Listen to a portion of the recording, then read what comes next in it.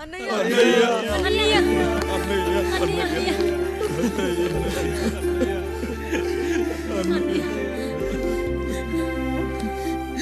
చాలా భయం వేసిందన్నయ్యా. ఇప్పుడు మమ్మల్ని వదిలి వెళ్ళకన్నయ్యా. రాత్రే కదరా మనం అందరం కలిసి పడుకున్నాం. ఎప్పుడో రాత్రి చూసామన్నయ్యా. నిన్ను చూడకుండా ఒక్క అరగంట కూడా ఉండలేకపోతున్నా. నిన్ను చూసి చాలా రోజులైనట్టుంది అన్నయ్య. రాత్రంతా ఎక్కడికి వెళ్ళావన్నయ్యా? అసలు ఎక్కడికి వెళ్ళారండి?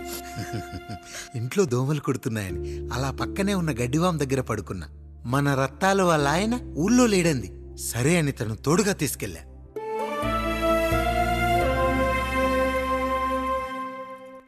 మీ సావుకటే మీ కుటుంబం నుంచి మిమ్మల్ని విడదీయాలయ్యా. అప్పటి వరకు మేము కళ్ళు తెరిస్తే మా కళ్ళ ముందు ఉండాలి, కళ్ళు మూస్తే మా కళ్ళలో ఉండాలయ్యా. నమస్కారం రాయుడు గారు.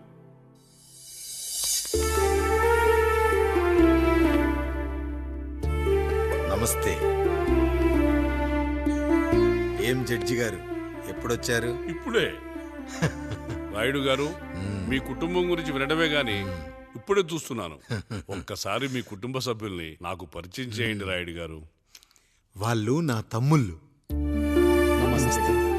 నమస్కారం. మొత్తం ముగ్గురా? కాదు, నలుగురు. వాడు వేరే షూట్లో ఉన్నాడు. వీళ్ళు నా చెల్లెళ్ళు. నమస్కారం తల్లి. వీళ్ళు నా భార్యలు. నమస్కారం అమ్మా.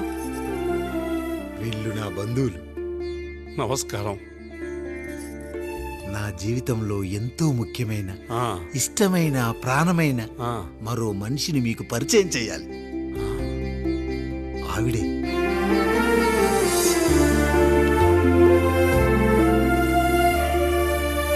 నమస్తే తల్లి. ఆవిడ మా పని మనిషి. ఆ? తను వాళ్ళ అమ్మాయి. నాకు కూతురు లాంటిదే. ఆహా.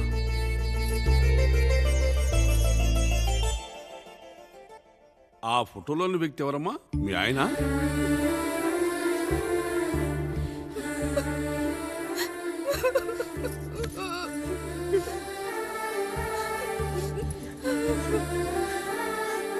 చనిపోయారా? అయ్యో లేదండి. ఎక్కడ పడితే అక్కడ, ఏది పడితే అది వాగుతున్నాడని పోలీసులు నగర బహిష్కరణ చేశారండి. మళ్ళా ఎప్పుడొస్తాడు? నెక్స్ట్ సీన్కి వచ్చేస్తాడండి. ఈ అనుబంధాలు, ఆప్యాయతలు చూసిన తర్వాత నాకు ఒక కోరిక కలుగుతుంది రాయుడు గారు. మీరు కాదనరనే ధైర్యంతో అడుగుతున్నాను. అడగండి. నాకు ఒక్కతే కూతురు. ఆమెని మీ కుటుంబంలో సభ్యురాలుగా చేసుకుంటారని. తప్పకుండా. నా భార్యలకు అభ్యంతరం లేకపోతే తనను నేను పెళ్లి చేసుకుంటా.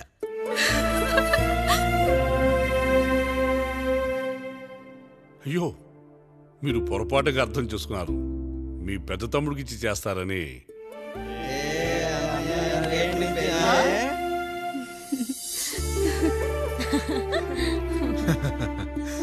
తప్పకుండా తప్పకుండా ఒక మంచి రోజు చూసుకొని మీ ఇంటికి అమ్మాయిని చూసుకోవడానికి వస్తాం. ధన్యుణ్ణి రాయుడు గారు, ధన్యుణ్ణి. రండి రండి రాయుడు గారు. మీలాంటి పెద్దలు మా ఇంటికి వచ్చి మా అమ్మాయిని మీ కోడలుగా చేసుకోవటం. ఇంకా రాయుడు గారు ఏంటి బావగారు? బావగారు అని పిలవండి. సంతోషం. రండమ్మా. త్వరగా అమ్మాయిని పిలిపించండి. మా వాడు అసలే ఆగలేకపోతున్నాడు. మా వాడు చిన్నప్పటి నుంచి అంతేనండి. కక్కొచ్చినా ఏమొచ్చినా ఆపుకోలేడు. త్వరగా మీ అమ్మాయిని పిలిపిస్తే ఆ కళ్యాణం ఏదో చేసేద్దాం. అమ్మా జయమాలిని, అమ్మాయిని చూసురా.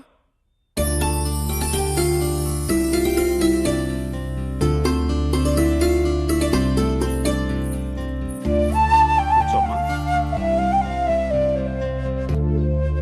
నువ్వు కూడా అబ్బాయిని చూడమ్మా.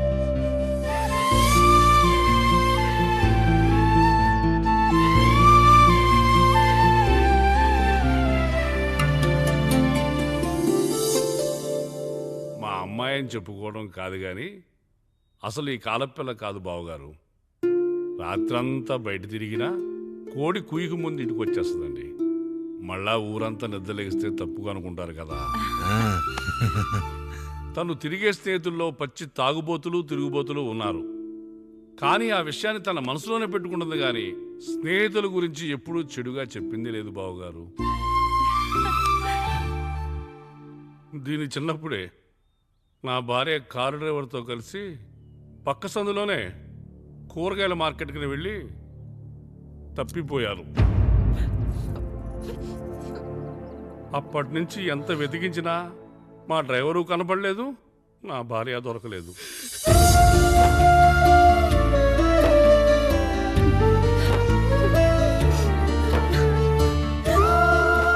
అమ్మ నాకు చాలా ప్రేమ పంచింది నాన్న, అది ఊరంతా పంచుతానంటుంది నా బిడ్డ. నేను కాదనలేదు. అలాంటి నా కూతురు ఇవాళ మీ కోడలవటం నిజంగా నా అదృష్టం బావగారు. ఈ రోజు నుంచి మీ అమ్మాయి మా ఇంటి బిడ్డ. అమ్మాయి నచ్చిందా బాబు? నచ్చిందా?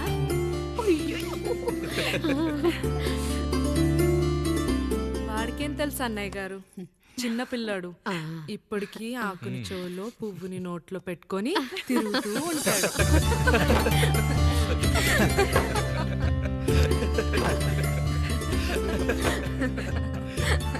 ఇంకంత శుభం అన్నమాట. ఇక తాంబూలవి మార్చుకుందాం. ఒక నిమిషం ఆగి, నేను చెప్పేది నువ్వే. ఒకసారి నా మాట విను. నేను చెప్పేది నేను ఒక్క క్షణం కూడా ఉండను. ప్లీజ్. అమ్మా శారదా, పెద్దవాళ్ళు వచ్చారమ్మా, మనల్ని చూస్తున్నారు. అమ్మాయికి పెళ్లి చూపులమ్మా. ఈ టైంలో నువ్వు ఇలా అలర్ట్ చేస్తే దాని జీవితం నాశనం అవుతుంది తల్లి. లోపలికి వెళ్ళు, తాతో మాట్లాడదాం. ఇక్కడ మీ కోడలు కాపురం కాలిపోతుంటే మీరు ఆ మంటల్లో మీ కూతురు పెళ్లికి కాఫీలు పెట్టిస్తున్నారా? ఈ ఇంట్లో నేను ఇంకొక క్షణం కూడా ఉండను. ఒక్క నిమిషం తల్లి, అసలు ఏం జరిగిందో నాకు చెప్పమ్మా. ఈయన మంచోడని 6 నెలల క్రితం నాకు పెళ్లి చేశారు. మొదట్లో బాగానే ఉన్నాడు, ఆ తర్వాత ఒక రోజు మందు కొట్టాడు. పోనీ తాగింది దిగాక మంచోడుగా ఉంటాడు అనుకుంటే ఈ మధ్య చెడు తిరుగుళ్ళు తిరుగుతున్నాడు. ఊరవతల చిన్నుళ్ళు కూడా పెట్టేశాడు. మీరే చెప్పండి రాయుడు గారు, ఈ ఇంట్లో నేను ఉండాలా, వెళ్ళిపోవాలా, ఈయన్ని వదిలేయాలా, అక్కర్లేదా? వదిలేయాలమ్మా. వదిలేయాల్సింది నీ భర్తను కాదు, అతనిలోని లోపాలు. ఆశ్చర్యపోతున్నావు కదూ? ఒక మగాడి బాధ సాటి మగాడిగా నేను చెప్తానమ్మా. ఆడదాని ప్రేమ వెలిగించిన అగరొత్తి లాంటిది. ఒకడు వెలిగించగానే కొన్ని గంటల్లో బూడిదైపోతుంది. కానీ మగాడి ప్రేమ దీపం లాంటిది. తను కాలుతూ కూడా నలుగురిని వెలిగించుకుంటాడు. ఆ వెలుగులో ఆనందాన్ని వెతుక్కుంటాడు. చూడమ్మా శారద, నువ్వు కాకిలోని నలుపును చూస్తున్నావు, నేను దాని రెట్టలో తెలుపును చూస్తున్నాను. మొగుడు మందు కొట్టొస్తే నిన్ను కొట్టలేదని సంతోషపడాలి గాని బాధపడకూడదమ్మా. ఇక చిన్నిల్లు సంగతి అంటావా? రుచిగా ఉందని లొట్టలేసుకుంటూ సగం తిన్న బిర్యానీలో కుక్క మూతి పెట్టిందని తెలిసాక దాన్ని పారేసుకుని ఆకలిని చంపుకోవడం కంటే నాకింది మనింటి కుక్కే కదా అని దాని మూతిపళ్ళు రాలగొట్టి ఇంట్లో కట్టేయాలి. నీ భర్త కూడా అలాంటి కుక్కలాంటి వాడేనమ్మా.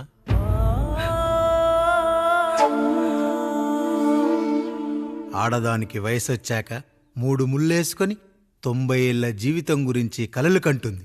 అదే మగాడు 3 ముక్కలాడి 90 ml మందేయాలని కలలు కంటాడు. హౌస్లోనికి హౌస్ కీపింగ్కి తేడా తెలియని అమాయకపు జాతమ్మా మా మగజాతి. పండగ పూట తినే పాయసం రుచి గురించి మీకు తెలిసి ఉండొచ్చు. కానీ గరళం కంటే చేదుగా ఉన్న బ్రాందీని కక్కలేక మింగలేక తాగే ఆ బాధ ఒక్క మగాళ్లకు మాత్రమే తెలుస్తుంది. కష్టాల్లో ఓదార్చిన మందును సుఖాల్లో మర్చిపోకూడదని తాగడమే కాని మాకు మాత్రం తాగాలని ఆశుంటుందా తల్లి? చివరిగా ఒక్క మాట, కష్టాలు పొంగల్లో మిరియాల్లా మనకే వస్తాయి, కానీ సంతోషాలు ఉప్మాలో జీడిపప్పులా పక్కనోడుతో ఉంటాయి. ఎదుటివాడి ఉప్మాలో కూడా పనికిరాని కరివేపాకుంటుందని సర్దుకుపోవడమే జీవితమమ్మా. రాయుడు గారు, నన్ను క్షమించండి. రాయుడు గారు, నన్ను క్షమించండి. నా తప్పు నేను తెలుసుకున్నాను. ఈ రోజు నా 2 బిడ్డల జీవితాన్ని కాపాడారు రాయుడు గారు. ఈ శుభ కార్యక్రమాన్ని కూడా మీరే జరిపించండి. తప్పకుండా.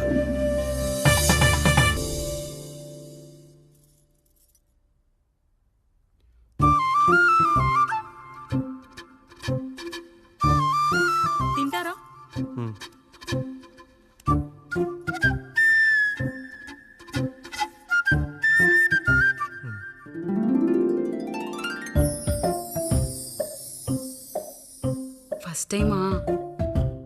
అవును, మీకెలా తెలిసిపోయిందండి? అంటే మా బామ్మ చెప్పింది. శోభనం గదిలో అనుభవం ఉన్న మగాడైతే మామిడిపండు పిసుక్కొని తింటాడు, అదే లేనివాడైతే మీలా ఇలా అరటిపండు ఓపిగ్గా ఒలుచుకొని తింటాడు అని.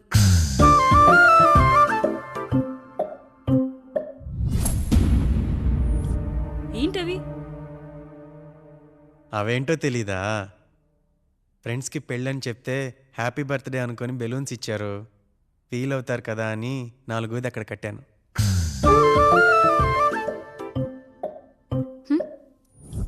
అన్నీ వచ్చాడు. పిల్లల గదిలోకి వెళ్ళారా? వెళ్ళారండి. మీరెంత ఏంటి ఇంత రాత్రైనా ఇంకా పడుకోలేదా? మీరు లేనిది ఎప్పుడైనా పడుకున్నామా అన్నయ్య?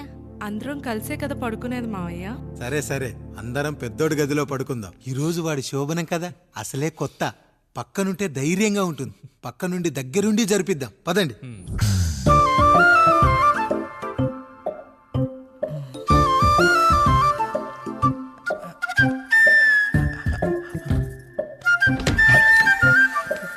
కానివ్వండి రా, కానివ్వండి. మీరేం మావయ్య ఇక్కడ పడుకుంటున్నారు? అదేంటమ్మా పెద్దోడా, చెప్పలేదా? మేమంతా కలిసే పడుకుంటామమ్మా, నువ్వు మాతో పాటే. అవును భార్గవి. మీరు ఊరుకోండి. మీరు ఇక్కడ పడుకోవడం నాకు ఇష్టం లేదు మావయ్య.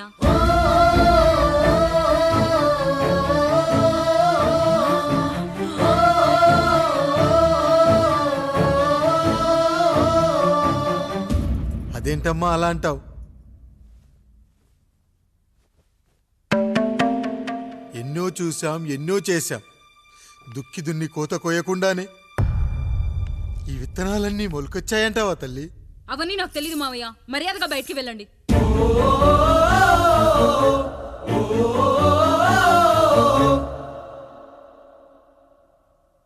కనీసం ఆ మూలనైనా పడుకుంటామమ్మా. నువ్వైనా చెప్పరా పెద్దోడా? అంటే తను ఇబ్బంది పడుతుంది కదా నాన్న.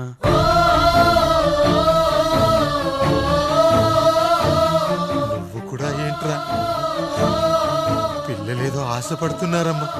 ఒక్కసారి ఆలోచించమ్మా. మావయ్య మీరు బయటికి వెళ్తే మేము తలుపులేసుకుంటాం.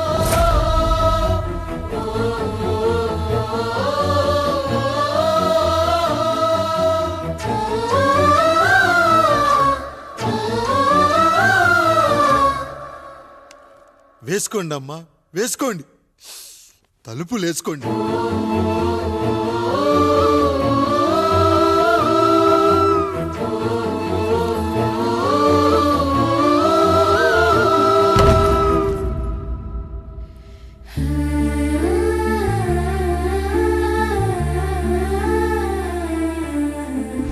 నాయుడు, బిడ్డలు జాగ్రత్త. ఈ రోజు నుంచి వీళ్ళంతా నీ తమ్ముళ్ళు చెల్లెళ్ళు కాదు, నీ బిడ్డలు.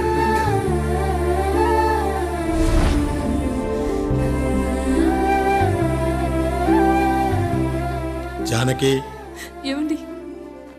సావిత్రి, ఏమండి? లక్ష్మి, ఏమండి? మన గదిలోకి పదండి. ఇక నుంచి ఎవరి పిల్లలతో వాళ్ళ గదిలోనే పడుకోవాలి. ఇది ఈ రోజు నుంచి ఈ వంశానికి రాస్తున్న కొత్త శాసనం. అయ్యా అలా అరకండి అయ్యా, మీరు లేకుండా మేము ఎప్పుడైనా విడిగా పడుకున్నాము. అంతా కలిసే కదయ్యా పంచుకున్నాం. వెళ్ళరా వెళ్ళు, నీకు భార్య ఉంది, నీకు పడగది ఉంది. వేసుకోండి రా, మీరు వేసుకోండి, తలుపులు వేసుకోండి. మీరు కూడా ఏంటండి పిల్లలేదు? చిన్న పిల్లల వాడిని ఉయ్యాల్లో ఆడించేటప్పుడు పక్కనే ఈ నాన్న కావాలి, బడికెళ్ళేటప్పుడు పక్కనే ఈ నాన్న కావాలి, గుడికెళ్ళేటప్పుడు కూడా పక్కనే ఈ నాన్న కావాలి. కానీ శోభనం గదిలో మాత్రం పక్కనే ఉంటానంటే బరువయ్యాను జానకి.